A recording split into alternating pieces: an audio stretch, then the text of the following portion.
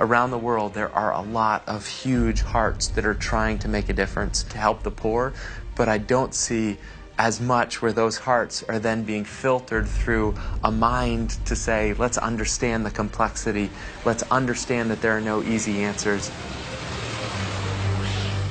We've talked about shifting the emphasis from aid to enterprise and from poverty alleviation to wealth creation. We're going to focus on enterprise solutions to poverty. We're also going to focus on the human person, who's the source of prosperity. When we understand people made in the image and likeness of God with creative capacity, it changes absolutely everything about the way we understand wealth and poverty. I'm frustrated with this idea that poverty means living on $1 or $2 a day. That is a very bad way to state the problem. You are stuck in a village with all your skills and all your talent. And that's just, unfortunately, the way it is. One careless, romantic vision of the poor is that they are being so exploited that they should just be left to retreat into self-sufficiency, uncontaminated by the dirty business of a market economy.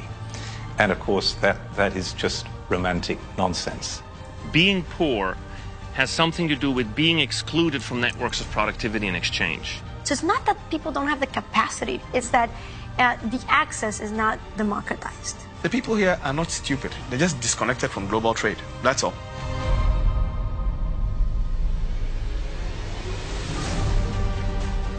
There are situations where I've set up a business deal and NGOs will hear about it and they find a way to bring aid money and provide it for free.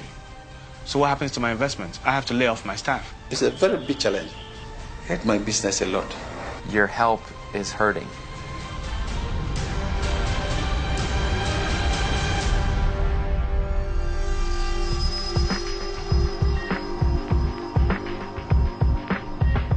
Feeling good about yourself is not the same as doing good. And in any case, good policy is more important than good feelings, especially about yourself. We need to be able to move from aid to production, from existing to living. History has demonstrated with indisputable clarity that people can grow the pie of wealth and discover new sources of wealth through enterprise and innovation. Now, this insight is foundational for working with the poor because it reminds us that people created in the image of God are not the problem. People are the solution.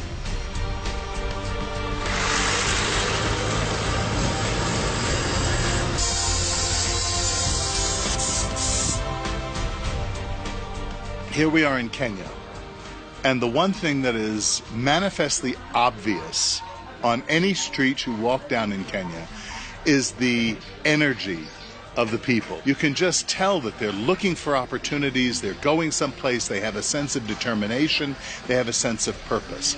And yet, just in back of the facility that we're at here, there's a huge slum the size of Central Park. Why is that?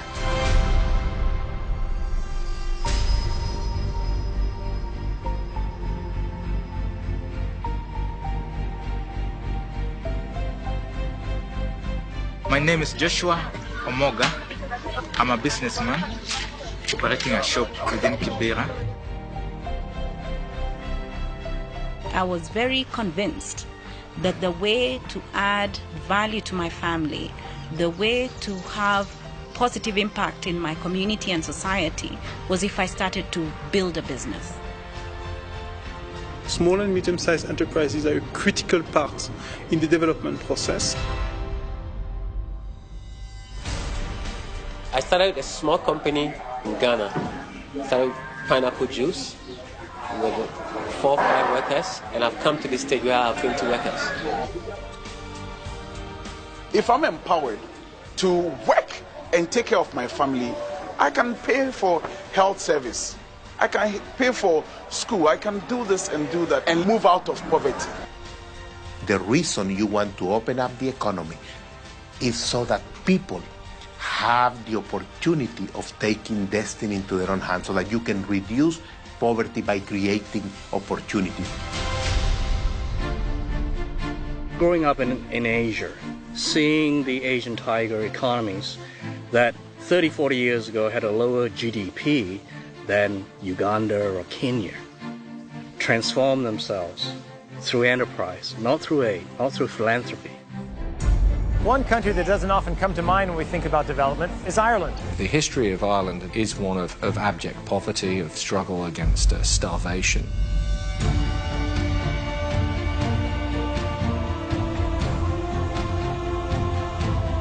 Human beings are not animals. Animals are the ones who go around and look for food all day and then get tired and sleep and then next day begins in search of food.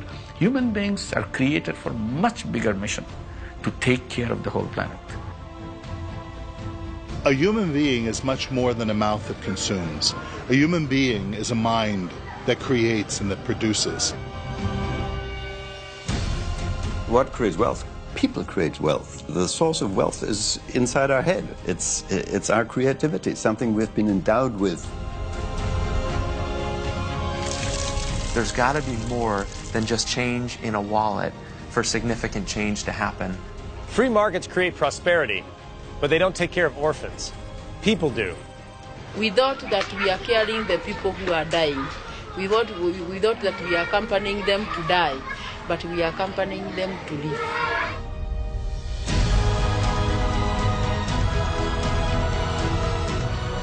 When you have the opportunity to touch hearts, to touch meaning, to touch purpose, to touch identity alongside helping an individual get out of physical poverty, that's where you see incredible transformation.